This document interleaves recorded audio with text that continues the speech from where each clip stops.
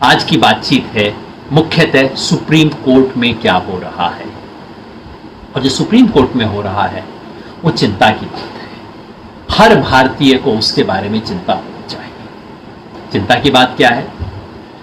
अचानक पता लगता है कि सुप्रीम कोर्ट में कल प्रशांत भूषण के खिलाफ एक अवमानना की पिटीशन के ऊपर सुनवाई होने वाली है। अचानक पता लगता है। यही नहीं, वहां सुप्रीम कोर्ट एक और अवमानना के केस की सुनवाई करने वाला है, फिर प्रशांत भूषण के खिलाफ। यह पता लगता है कि दोनों केसेस में वही बेंच है जिसके सबसे सीनियर मोस्ट जज हैं श्री अरुण मिश्रा।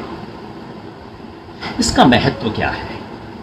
मैं चाहता हूं हम 2-3-4 सवालों को अलग अलग टुकड़े में देखें और समझें कि जो हो रहा है वो क्यों चिंताजनक है, क्यों हर हिंदुस्तानी को इसके बारे में चिंता करनी चाहिए, सोचना चाहिए, समझना चाहिए। पहली बात, आप टाइमिंग देखिए। आपको ध्यान होगा पिछले 3 महीने से, जब से कोविड का संकट आया है, कोरोना वायरस देश में आया है, सुप्रीम कोर्ट लगभग लॉकडाउन की स्थिति में चल रहा है और सुप्रीम कोर्ट ने नियम बनाया है कि भाई जब बिल्कुल कोई इमरजेंसी केसेस होंगे हम केवल उन्हीं की सुनवाई करेंगे, इसके अलावा किसी कोर्स की सुनवाई हम नहीं करेंगे। इतने बड़े और महत्वपूर्ण केसेस हैं जो कि रोक दिए गए हैं। मसलन देश में इलेक्टोरल बॉन्ड, ये जो इलेक्टोरल बॉन्ड की स्कीम है जिसके जरिए बिल्कुल गुप्त तरीके से हजारों करोड़ रुपया इकट्ठा किया गया है, इसके बारे में पिटीशन सुप्रीम कोर्ट के सामने पड़ी है। सब लोग इंतजार कर रहे हैं कि सुप्रीम कोर्ट क्या कहेगा, इलेक्टोरल बॉन्ड की स्कीम सही है, गलत है, मगर इस पे सुनवाई नहीं हो रही क्योंकि सुप्रीम कोर्ट लॉकडाउन में है। हेबियस कॉर्पस पिटीशन, इतने लोगों ने कहा देश के अलग अलग इलाकों से कि मुझे व्यक्ति का पता नहीं लग रहा। हेबियस कॉर्पस वो होती है जिसको दनाक से सुना जाता है, सब चीजों को छोड़ के। सुप्रीम कोर्ट उन पे चुप है। यहां तक कि जो मजदूरों की, ये जो माइग्रेंट मजदूर थे, इनकी एप्लीकेशन पर विचार, सुओ मोटो विचार करने के लिए सुप्रीम कोर्ट को 62 दिन लगे थे। पहले पिटीशंस गई, कोर्ट ने कहा, देखा, कहा नहीं नहीं इंपॉर्टेंट नहीं है, अर्जेंट नहीं है, अभी नहीं देखेंगे, जो हो रहा है वो तो ठीक हो रहा है, क्यों चिंता कर रहे हो। 62 दिन के बाद सुप्रीम कोर्ट ने सुओ मोटो उसका संज्ञान लिया। हाँ, कुछ तो हो रहा है, अब आपको कुछ करना पड़ेगा। वैसी स्थिति में जब सब चीजों को रोका हुआ है, कश्मीर के विलय के बारे में, कश्मीर के जो स्टेट का बाइफर्केशन हुआ है और कश्मीर को जो यूटी बना दिया गया है, उसके बारे में एक संवैधानिक सवाल है। आप उसके पक्ष में हो, विपक्ष में हो, लेकिन संवैधानिक सवाल तो है, करना ये वैधानिक है नहीं है। सुप्रीम कोर्ट के सामने पड़ा है, सुप्रीम कोर्ट के पास सुनने का भी समय नहीं। सुप्रीम कोर्ट कह रहा है देखिए हम इमरजेंसी मोड में है, इस वक्त हम बिल्कुल ऐसी चीजों को सुनेंगे जो या तो बहुत इंपॉर्टेंट है या एकदम इमरजेंसी जिसकी है, जिसको अभी एकदम हैंडल करना है। वैसे में सुप्रीम कोर्ट इस सवाल को सुनता है। अचानक एक पिटीशन आती है और प्रशांत भूषण ने 2 ट्वीट किए हैं। उन ट्वीट के बारे में सुप्रीम कोर्ट बाकी सब चीजों को साइड में करके कहता है इन ट्वीट्स के बारे में हम चर्चा करेंगे। और भी इंपॉर्टेंट सवाल टाइमिंग का सोचिए, इस सुप्रीम कोर्ट के सामने आ रहा है। वो कब का केस है? 2009 का केस है। 2009 में प्रशांत भूषण ने एक इंटरव्यू दिया था तहलका मैगजीन को, तब केस फाइल हुआ था, तब सुनवाई हुई। उसके बाद 2012 में सुनवाई हुई। 2012 के बाद सुप्रीम कोर्ट को सुनने का समय नहीं मिला है। ऑर्डिनरी समय में 8 वर्ष से उस केस की कोई हियरिंग नहीं हुई है। कोर्ट ने ठंडे बस्ते में डाल रखा है। अब अचानक उस केस को वहां से बाहर निकाला गया है। क्यों? किसके कहने पे? क्या इमरजेंसी थी? क्या अर्जेंसी थी? 8 साल बाद, और वो भी तब जबकि 8 साल पहले उस वक्त स्वर्गीय राम जेठमलानी प्रशांत भूषण के वकील की हैसियत से वहां खड़े हुए थे। उस वक्त राम जेठमलानी ने कहा था इसके अंदर एक संवैधानिक सवाल है, आप इसे कॉन्स्टिट्यूशन बेंच में भेजिए। कोर्ट ने उसके बारे में कोई जजमेंट नहीं दिया, तब से रुका हुआ है। 8 साल पुराना केस अचानक उठा के 3 दिन बाद लगाया गया। अब ऐसा होता है तो इसका क्या मतलब निकलता है? जब किसी संस्था में हो, पुलिस थाने में ऐसा हो, तो आप क्या इसका निष्कर्ष निकालते हैं? ये ना कि कोई खुंदक है। सामान्य निष्कर्ष ये निकलता है कि भाई अचानक आप इतना पूरा, चलिए ट्वीट वाला मामला तो आप कह सकते हैं कि 3 हफ्ता पहले प्रशांत भूषण ने लिखा था, कोर्ट ने अब संज्ञान ले लिया, 3 हफ्ता पुरानी बात है। मगर ये 11 साल पुरानी बात अचानक कैसे आ गई? मोटी बुद्धि से इसमें तो यही लगता है कि किसी ने फैसला किया है कि प्रशांत भूषण को सबक सिखाना है। क्यों फैसला किया है? नेता परेशान हो प्रशांत भूषण से समझ आता है, जुडिशरी इसमें क्यों है? तो ये सवाल था टाइमिंग का।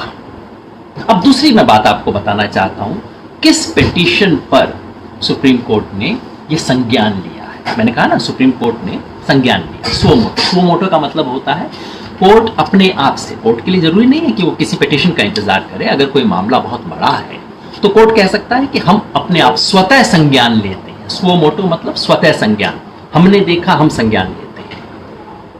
आपको सूचना किसने दी? तो सुप्रीम कोर्ट कहता है कि हाँ, हमारे पास एक पिटीशन आई।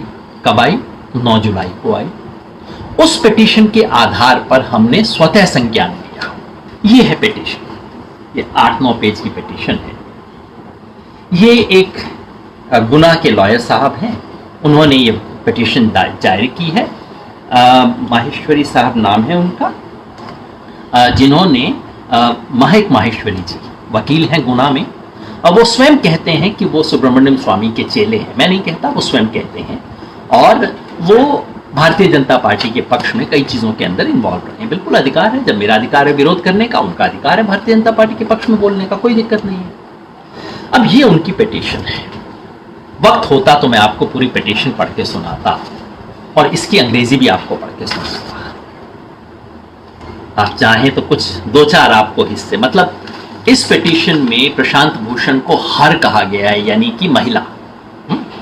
ये भी उन्हें शायद पता नहीं कि प्रशांत भूषण पुरुष है या महिला है, या शायद अंग्रेजी नहीं जानते कि ये लिखा है that Prashant Bhushan is a lawyer by profession in public life, an influential person due to her profession. लिखा है this tweet is of serious nature, putting a big question on sovereign function of CJI and their abiding nature to the constitution of India. इसका भगवान जाने मतलब क्या बनता है। और ये पहला, बिल्कुल पहले ही शुरुआत में ही ये पिटीशन के अंदर ये बातें लिखी गई हैं। फिर पिटीशन में लिखा है कि आपने सीजेआई, प्रशांत भूषण ने अपनी ट्वीट करते समय सीजेआई यानी कि चीफ जस्टिस ऑफ इंडिया, उनके साथ ऑनरेबल क्यों नहीं लिखा। और मजे की बात ये है कि ये अपनी ही पिटीशन के अंदर सीजेआई को बिना ऑनरेबल किए लिखते हैं। छोटी छोटी बातें हैं, इतनी, मतलब सच कहूं इतनी नॉन सीरियस, इतनी वाहियात बातें। मैंने इस पे ट्वीट भी किया था, पूरी सिर्फ इस पिटीशन को करके इसको अंडरलाइन कर करके मैंने दिखाया था कि ये कह क्या रहे हैं। ये कहते हैं कि पिटीशन इसलिए बुरी है क्योंकि वो कहते हैं कि प्रशांत भूषण का जो ट्वीट है, और ये पिटीशन केवल और केवल एक ट्वीट के बारे में है कि प्रशांत भूषण ने सुप्रीम कोर्ट ऑफ इंडिया के चीफ जस्टिस माननीय बोबडे जी के विरुद्ध की एक फोटो ट्वीट करते हुए प्रशांत भूषण ने एक टिप्पणी की है जो बहुत अमानवीय है। अमानवीय है, भद्दी है, अभद्र है, आप कह सकते हैं, अमानवीय है, इनह्यूमन है। मैं तो समझता नहीं इन चीज़ों का मतलब क्या बनता है। तो वो कहते हैं कि ये इतनी खराब, ये ट्वीट प्रशांत भूषण का इतना गड़बड़ है क्योंकि इससे चीफ जस्टिस की सॉवरेन फंक्शनिंग पर असर पड़ेगा, उनकी abiding nature to the constitution of India, Bharat के संविधान के प्रति उनकी जो कमिटमेंट है चीफ जस्टिस की, उस पर फर्क पड़ेगा। जैसे मैंने कहा कि प्रशांत भूषण को वो महिला बताते हैं, वो कहते हैं कि such remarks will seriously affect in knowing the character and independent appearance of the honorable CJI। कई बातें कहते हैं, सिर्फ एक मोटी बात ये, जिस भी व्यक्ति ने पढ़ा है, चाहे पक्ष का हो विपक्ष का हो, प्रशांत भूषण का दोस्त हो दुश्मन हो, चीफ जस्टिस के पक्ष में हो विपक्ष में हो, हर व्यक्ति हंसता है। जो लॉ जानने वाले लोग हैं उनमें से 2-4 ने लिखा सुप्रीम कोर्ट को कि आप प्रशांत भूषण के खिलाफ केस करना चाहते हो कर लीजिए, लेकिन कम से कम इस तरह की पिटीशन को आप एक गरिमा मत दीजिए। आप कहिए कि हाँ, हमने ट्वीट देखा, हम इसके खिलाफ केस कर रहे हैं। आप इसको एक गरिमा क्यों प्रदान कर रहे हैं इस तरह की चीज़ को। सामान्यतः कोर्ट में अगर इस तरह की पिटीशन दी जाए, मैंने देखा है कोर्ट्स के अंदर कई जजेस तो फेंक देते हैं, अरे तुम्हें लिखना नहीं आता, सुप्रीम कोर्ट में चले आए हो, मुद्दा क्या है, कहो तो तुम्हें प्रॉब्लम क्या है, या 1 सेकंड में रिजेक्ट कर देते हैं कि ठीक लिख के आना सीखिए, उसके बाद बात करेंगे। उस पिटीशन पे सुप्रीम कोर्ट ऑफ इंडिया सब बातों को छोड़ के, जिस समय वो केवल और केवल अति महत्वपूर्ण और अति अर्जेंट केसेस को देख रहा है, उस समय इस पिटीशन पे सुप्रीम कोर्ट विचार कर रहा है। ये पिटीशन उपलब्ध है, लाइव लॉ की वेबसाइट पर उपलब्ध है, वहां जाके देख सकते हैं। हमने इसके कुछ पेजेस ट्वीट किए हैं, आप पढ़ लीजिए। आप पढ़ के स्वयं बताइएगा कि आपके ख्याल से ऐसी पिटीशन पे सुप्रीम कोर्ट ऑफ इंडिया को समय लगाना चाहिए। तीसरी बात ये कि ये पिटीशन किस बेंच के पास जाती है। अब सुप्रीम कोर्ट के चीफ जस्टिस का अधिकार है कि वो किसी भी बेंच के सामने भेजें, मगर क्या विचित्र संयोग है कि सुप्रीम कोर्ट के चीफ जस्टिस, मान के चलते हैं कि उन्होंने ऐसा किया होगा, वो इस पिटीशन को लगाते हैं माननीय न्यायमूर्ति अरुण मिश्रा जी की बेंच के सामने। क्या दिक्कत है इसके अंदर? उसमें 2 और जज हैं, गवाई साहब हैं और एक सूर्यकांत जी, 2 और जज हैं। 3 जजेस की बेंच है जिसके सामने केस लगता है। क्या गड़बड़ है? गड़बड़ ये है कि अरुण मिश्रा जी का, माननीय न्यायाधीश अरुण मिश्रा जी जो हैं, उनका प्रशांत भूषण जी के बारे में बहुत जग जाहिर ओपिनियन है, जो एक बार नहीं 1 से ज्यादा बार खुले कोर्ट में बोल चुके हैं। ये कैसे शुरू हुआ? शुरू हुआ जब वो बिड़ला सहारा वाला केस था, याद है आपको? बिड़ला सहारा का केस था, सन 1915 के अंदर ये केस हो रहा था।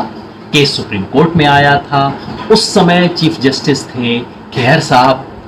खेहर साहब के सामने वो केस आया था, बेंच थी, बेंच के अंदर माननीय अरुण मिश्रा जी भी थे, माननीय खेहर साहब भी थे, और प्रशांत भूषण जी ने जाके उस बेंच के सामने एक बात सिंपली कही थी। प्रशांत भूषण जी ने कहा था जस्टिस खेहर को कि सर, आप अभी मुख्य न्यायाधीश नहीं बने हैं, आप मुख्य न्यायाधीश बनेंगे या नहीं बनेंगे इसका फैसला सरकार को करना है। प्रधानमंत्री के ऑफिस में आपकी फाइल पड़ी है। इस समय यदि आप प्रधानमंत्री से डील करते हुए कोई केस लेंगे तो ये उचित नहीं होगा। मुझे आपकी ईमानदारी पे संदेह नहीं है, लेकिन जनता की निगाह में ये ठीक मैसेज नहीं जाएगा कि जिस व्यक्ति की फाइल प्रधानमंत्री के ऑफिस में पड़ी है वो व्यक्ति प्रधानमंत्री की ईमानदारी के बारे में फैसला दे। जब प्रशांत जी ने ये बात कही कोर्ट में, और मैं सलाम करता हूँ प्रशांत जी की, अगर मैं कुछ चीज़ों पे इज्जत करता हूँ तो उसमें ये कि उस व्यक्ति में ये साहस है कि वो आंख में आंख डाल के बता सकते हैं कि देखिए ये अनुचित है, ये काम किसी भी तरह से ठीक नहीं दिखाई देगा। मैं भी मानता हूँ बिल्कुल ठीक नहीं था इस तरह का काम करना। उस समय जस्टिस अरुण मिश्रा, जो कि स्वयं उस बेंच में थे, उन्होंने कहा कि तुम कोर्ट की कंटेम्प्ट करते हो। ये बात अखबारों में रिपोर्ट की गई। जस्टिस अरुण मिश्रा ने बिल्कुल ओपनली ये बातें कही। यही नहीं, ठीक उन्हीं दिनों जबकि बिड़ला सहारा केस को ये बेंच एग्जामिन कर रही थी, और आपको ध्यान होगा बिड़ला सहारा केस में जो आरोप थे उस आरोपों को सुप्रीम कोर्ट ने नहीं माना, सुप्रीम कोर्ट ने उसको खारिज कर दिया। तो इसलिए मैं केवल आरोप कहूंगा। उस समय जिन लोगों पर आरोप थे उसमें प्रधानमंत्री नरेंद्र मोदी थे, जिनका नाम उन कागजों में था। उसमें शिवराज सिंह चौहान थे, मध्य प्रदेश के मुख्यमंत्री। उसमें कई कांग्रेसी नेताओं का भी नाम था, दूसरी पार्टियों के नेताओं का भी नाम था। जब ये बेंच उस पर विचार कर रही थी, ठीक उसी समय ग्वालियर में माननीय अरुण मिश्रा जी के परिवार में किसी की शादी थी, जिसमें शिवराज सिंह चौहान जी को आमंत्रित किया गया। और सुप्रीम कोर्ट के वो जज जो कि उस समय उनके केस को एग्जामिन कर रहे थे, वो शादी में उनके साथ फोटो खिंचाते हैं। प्रशांत जी ने इस फोटो को ट्वीट कर दिया और कहा कि ये तो ठीक नहीं है। जब वही जज इस केस के अंदर एग्जामिन कर रहे हैं, मैं जज हूं, मैं आपके मामले को एग्जामिन कर रहा हूं कि आपने अपराध किया या नहीं किया, और उसी दिन आप मेरे यहाँ शादी पे आते हैं और मैं आपको शादी पे आमंत्रित करता हूं और मैं आपके साथ फोटो खिंचवाता हूं, ये तो उचित नहीं दिखेगा। जिसका मतलब ये नहीं कि जज बेईमानी कर रहे हैं, हम नहीं जानते, हम नहीं मानना चाहिए क्यों बेईमानी कर रहे हैं, लेकिन एक जनता को क्या मैसेज जाता है। और ये चीज अखबारों में छप रही है कि माननीय न्यायाधीश जी उनके घर गए, प्रशांत जी ने इस बात को ट्वीट किया और कहा कि ये तो उचित नहीं लगता। उसके बाद से जस्टिस मिश्रा की तरफ से प्रशांत जी जब भी कोर्ट में अपीयर होते हैं, उनके बारे में कई बार, एक बार नहीं कई बार जस्टिस अरुण मिश्रा ने प्रशांत जी के बारे में टिप्पणी की है। उनको एक और बार कहा कि तुम कंटेम्प्ट ऑफ कोर्ट कर रहे हो। यहां तक कि ये शायद 1.5 साल पहले की बात है, जब प्रशांत जी पे एक दूसरा कंटेम्प्ट का मामला आना हुआ, जब वेणुगोपाल जी जो कि अटॉर्नी जनरल हैं, उन्होंने प्रशांत जी के खिलाफ एक मुकदमा नहीं, एक केस किया था। उस समय प्रशांत जी ने लिखकर कोर्ट में दिया था कि इस केस के अंदर माननीय अरुण मिश्रा जी इसके बेंच पे न बैठे। रिक्यूज करने का मतलब होता है जज से प्रार्थना की जाती है कि आप कृपया इस बेंच में न बैठिए, क्योंकि मेरे मन में, जो वादी है उसके मन में एक भय है, आशंका है कि आपके रहते हुए मुझे न्याय नहीं मिलेगा। ये बात प्रशांत भूषण ने शायद 1.5 साल, मेरे को एग्जैक्ट डेट ध्यान नहीं है, मगर ये केस 1-1.5 साल पहले आया था। प्रशांत जी ने लिखकर कोर्ट को प्रार्थना की थी कि कृपया मेरा ये मामला अरुण मिश्रा जी न सुने, वो कृपया इस पे रिक्यूज करें। उन्होंने प्रार्थना की थी, कहा था मैं आपकी इंटीग्रिटी पे कोई संदेह नहीं कर रहा हूं, मैं आप पे कोई आरोप नहीं लगा रहा हूं, लेकिन मेरे मन में आशंका है कि आपके रहते हुए मुझे न्याय नहीं मिलेगा। जस्टिस अरुण मिश्रा इस बात पे बहुत नाराज हुए।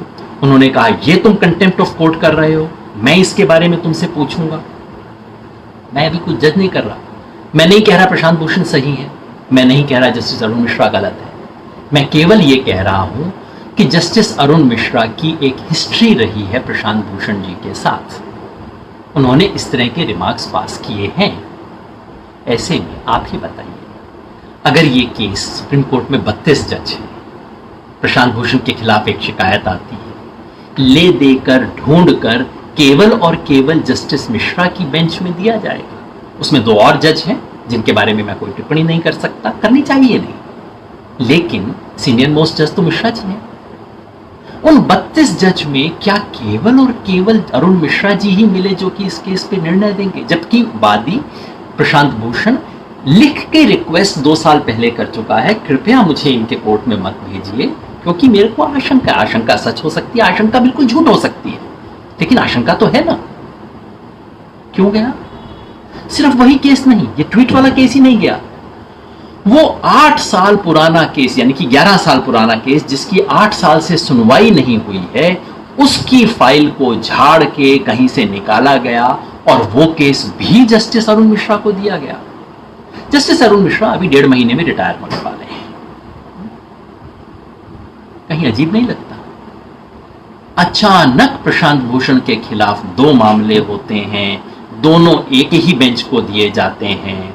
वो बेंच व्यस्त है, कल वो बेंच बिजी थी क्योंकि उस बेंच के सामने ये जो उसका मुकदमा आने वाला था, ये जो माइग्रेंट लेबर है उनके बारे में क्या उनकी स्थिति है, क्या होना चाहिए, वो मुकदमा उनके सामने आने वाला था, लेकिन उसको शेल्फ कर दिया गया है। जो कल इस बेंच को, और उसमें प्रशांत भूषण जी वकील थे, प्रशांत भूषण जी तो सामान्यतः गरीबों का, मजदूरों का ये सब मुकदमे करते हैं, कल वो मुकदमा आने वाला था, लेकिन आज पता लगा है कि नहीं, वो जो माइग्रेंट वर्कर्स वाला मुकदमा, इतना महत्वपूर्ण मुकदमा जो चल रहा है, उसको मंडे को कर दिया गया है।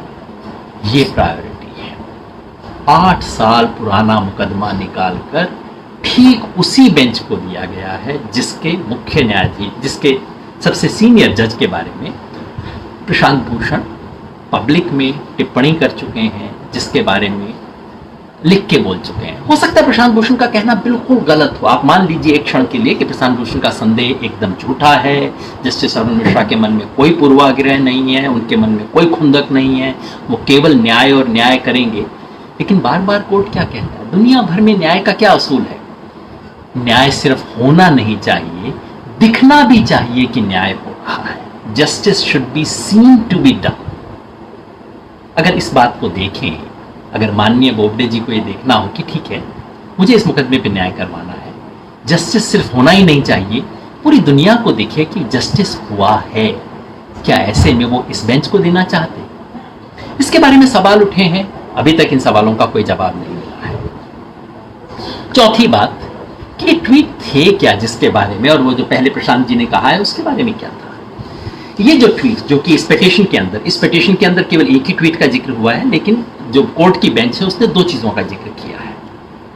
ये क्या कहता है ट्वीट? ये पहला ट्वीट जिसका जिक्र ये ट्वीट है, आप ध्यान होगा, ये तस्वीर थी, ये तस्वीर प्रशांत जी ने पहली बार नहीं लगाई है, ये अखबारों के फ्रंट पेज पर छपी थी। प्रशांत जी की टिप्पणी से पहले अखबारों के फ्रंट पेज पे छप चुकी थी। उस फ्रंट पेज की तस्वीर को देखते हुए, ये वो प्रसिद्ध तस्वीर है जिसमें माननीय बोबडे जी एक बहुत आलीशान महंगे मोटरसाइकिल के ऊपर बैठे हुए हैं। कोरोना का समय है, आप देख रहे हैं ये सारे लोग उनके इर्द गिर्द मास्क पहन के खड़े हैं, केवल माननीय बोबडे जी बिना मास्क के बैठे हुए हैं। वो मोटरसाइकिल पे बैठे हैं, ध्यान से देखें तो आपको पता लगता है कि मोटरसाइकिल का जो स्टैंड है वो लगा हुआ है, यानी कि मोटरसाइकिल चल नहीं रहा है। वो उसके ऊपर बैठे हुए हैं, मोटरसाइकिल की नंबर प्लेट दिख रही है और ये मोटरसाइकिल दिख रहा है कौन सा मोटरसाइकिल है।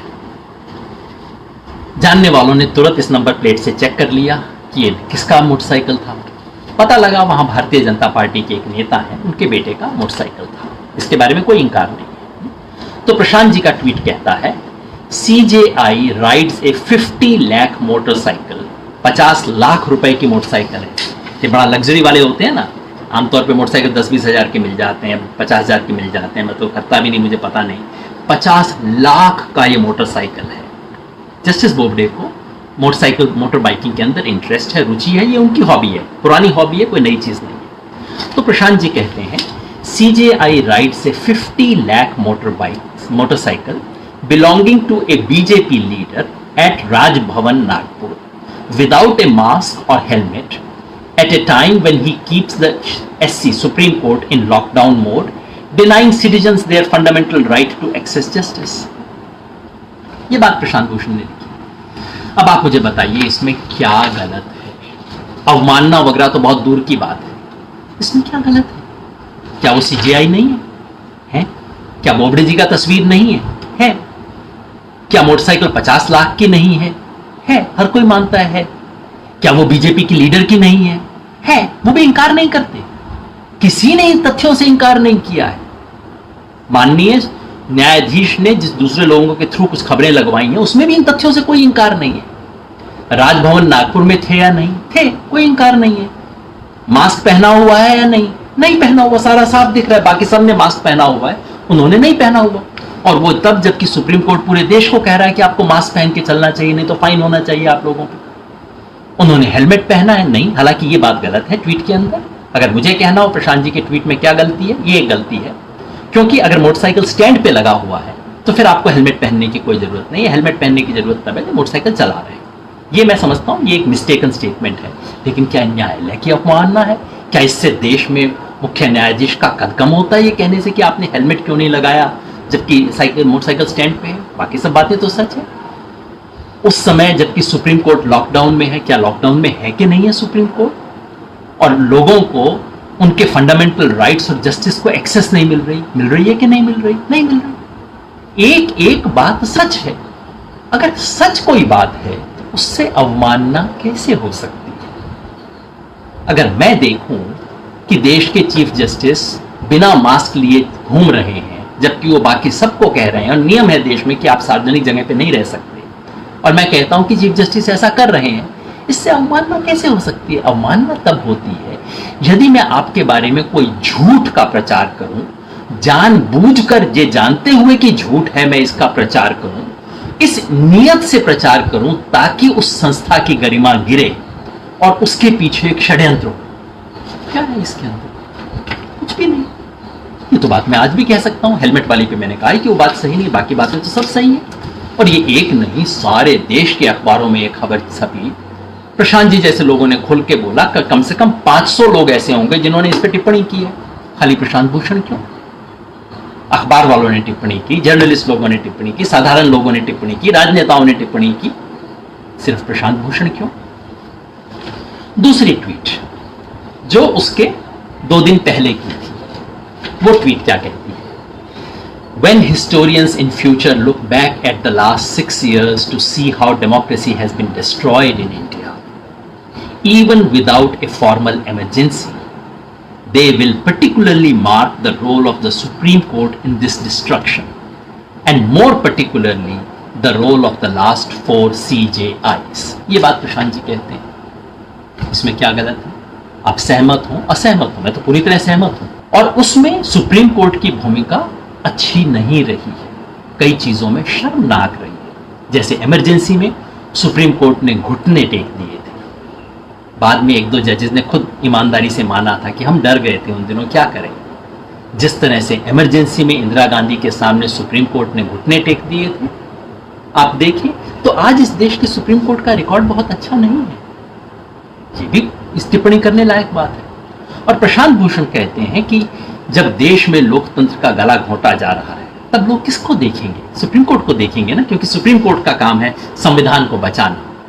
जब कोई संविधान को तोड़ने की कोशिश कर रहा है तभी तो बचाने की भूमिका है। जब कोई तोड़ ही नहीं रहा तो सुप्रीम कोर्ट का क्या काम होता है? तब तो रूटीन आपको केसेस निपटाने होते हैं। सुप्रीम कोर्ट इसलिए है कि इस देश के संविधान की रक्षा करने के लिए सबसे सर्वोच्च आसन ये है, इसलिए सबसे पवित्र आसन है। और जो जगह सबसे पवित्र होती है, सबसे बड़ी होती है, जो सर्वोच्च पीठ है, उसी से सबसे ज्यादा उम्मीद रखेंगे ना। और अगर निराशा होगी तो उसी से होगी। इसी तरह से प्रशांत भूषण कहते हैं जब लोकतंत्र खत्म हो रहा है इस देश में, सुप्रीम कोर्ट की भूमिका पर टिप्पणी होगी। और खास तौर पे पिछले 4 सीजे आई है, पिछले 4 जो चीफ जस्टिस ऑफ इंडिया रहे हैं ठाकुर साहब के बाद। ठाकुर साहब भी थे इस जमाने में, लेकिन उनकी टिप्पणी उस पर नहीं है, उसके बाद वाले जजेस पे है। इसमें स्पष्ट नहीं है, लेकिन मेरे विचार से वो वर्तमान जज और इनसे पहले वाले 3 जज हैं, justice Khehar, justice Mishra, justice Gogoi और जस्टिस बोबडे, इन चारों पे टिप्पणी कर रहे हैं। आप उनकी टिप्पणी से सहमत हो सकते हैं, आप उनकी टिप्पणी से असहमत हो सकते हैं, लेकिन ये कहना कि तुमने टिप्पणी की और क्योंकि मैं सुप्रीम कोर्ट हूं, क्योंकि सजा देना मेरा काम है, तुम मेरे से पंगा लेते हो, मैं तुम्हें सजा दूंगा, ये तो खुंदक वाली बात लगती है। ये तो न्याय नहीं है।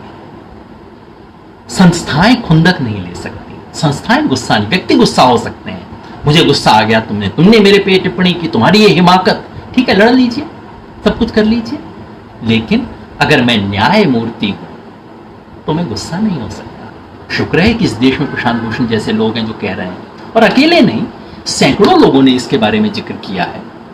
क्यों प्रशांत भूषण का नाम केवल लिया जा रहा है? केवल उनको क्यों पिकअप किया जा रहा है? क्योंकि कुछ बड़ी बात है।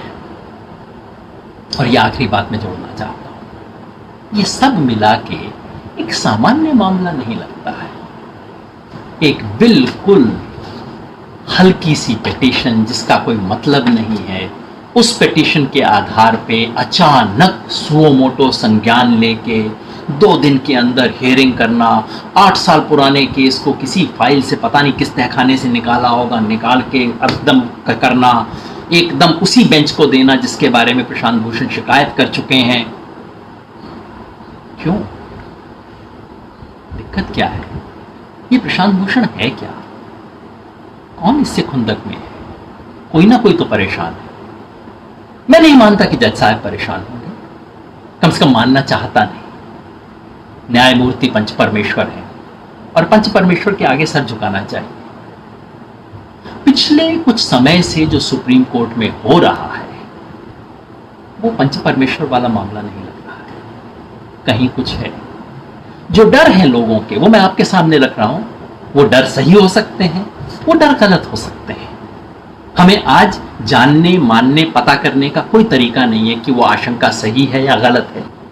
कि एक ऐसी आवाज जिस वक्त इस देश में लोकतंत्र सिकुड़ता और छोटा होता जा रहा है, उस वक्त एक वो आवाज जो सच बोल सकती है, उसको बंद करने की कोशिश है।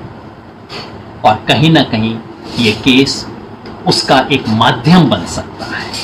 इसके पीछे नियत क्या है हम नहीं जानते, लेकिन इसका असर ये हो सकता है, कोशिश ये हो सकती है कि ये बंद किया जाए। ये बड़ी बात। मेरा सुप्रीम कोर्ट के जजेस से एक निवेदन है, हाथ जोड़ के, इस देश के एक सामान्य नागरिक की तरह। आपको कोर्ट की अवमानना की चिंता है, बहुत अच्छी बात है, मुझे भी चिंता है कोर्ट की अवमानना की, लेकिन हुजूर, कोर्ट की अवमानना या मानना किसी प्रशांत भूषण के ट्वीट से नहीं होती है। किसी प्रशांत भूषण के ट्वीट से ना तो कोर्ट का मान्यता बढ़ जाती है ना घट जाती है। हाँ, प्रशांत भूषण की थोड़ी इज्जत बहुत लोग करते हैं, और प्रशांत भूषण जब बोलता है तो लोगों को लगता है कि जज बोल रहा है, इसलिए कुछ असर तो पड़ता है, क्योंकि वो आदमी ईमानदारी की बात बोलता है, वो आदमी सच बोलता है, इसीलिए डर है। बाकी कोई और वकील बोलता है, कई बार लोगों को फर्क नहीं पड़ता, क्योंकि लोग सोचते हैं वकील हैं, जिसके पक्ष में होगा, जिसने फीस दी होगी, उसकी बात कर रहे होंगे। लेकिन जब प्रशांत भूषण बोलता है तो सुप्रीम कोर्ट के लोगों को पता है प्रशांत भूषण बोल रहा है तो मतलब सच होगा, अदरवाइज तो बोलेगा नहीं, असर है। लेकिन कोर्ट की मानना अवमानना इससे नहीं होती सर, कि कोई मेरे जैसा आदमी आपके बारे में आधा घंटा फेसबुक पे बोल दे, प्रशांत भूषण कोई ट्वीट कर दे, इससे आपकी मानना अवमानना नहीं होती। कोर्ट बहुत बड़ी चीज है, बहुत बड़ी संस्था है। आप सुप्रीम कोर्ट की मानना अवमानना के बारे में चिंतित है ना, आप एक काम कीजिए, इस देश के अंतिम व्यक्ति को न्याय देने का काम शुरू कर दीजिए। इस देश के जिन लोगों को तकलीफ है, उन्हें अगर ये विश्वास हो जाए कि कोई मेरी बात ना सुने, एमएलए एमपी मेरी बात नहीं सुनेगा, अफसर मेरी बात नहीं सुनेगा, मैं कोर्ट जाऊंगा तो मेरी बात सुनी जाएगी।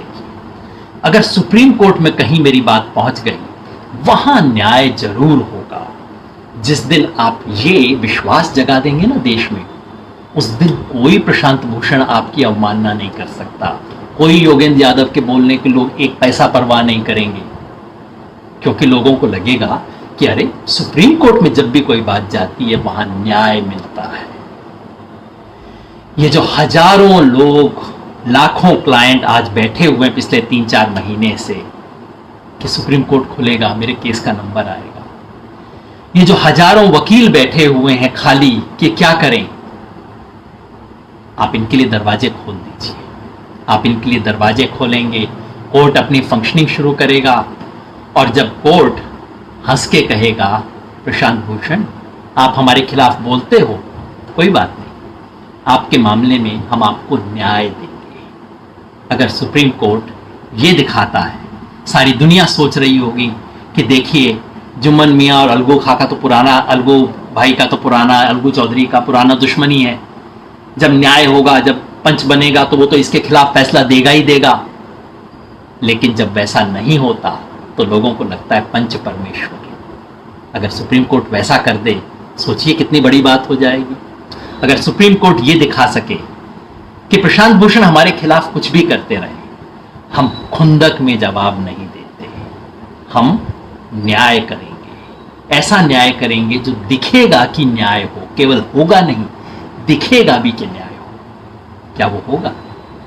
अगर वो होता है तो बहुत बड़ा दिन होगा, हम सबको सुप्रीम कोर्ट के सामने सर झुकाना चाहिए। अगर नहीं होता, अगर इस मामले में वही सब होता है, तो आप ही बताइए, प्रशांत भूषण ने जो इस ट्वीट में बात लिखी है, पिछले 6 साल से इस देश में जो हो रहा है और उसमें सुप्रीम कोर्ट की भूमिका, ये बात सच नहीं साबित हो जाएगी? तो सुप्रीम कोर्ट को तय करना है कि उसे प्रशांत भूषण को सच्चा साबित करना है कि झूठा साबित करना है। अगर सुप्रीम कोर्ट इस मामले में और बाकी सब मामले में ये दिखा सकता है कि हम लोकतंत्र के टूटने में भागीदार नहीं हैं, सरकार कुछ भी चाहे, सरकार किसी को चुप करवाना चाहे, हम उसका हिस्सा नहीं बनेंगे। सरकार गलत काम करेगी, हम खड़े हो। अगर आपने अभी तक हमारा चैनल सब्सक्राइब नहीं किया है तो सब्सक्राइब करें और घंटी का बटन बिल्कुल भी दबाना ना भूलें, ताकि सभी लेटेस्ट खबरें पहुंच सकें आप पे सबसे पहले।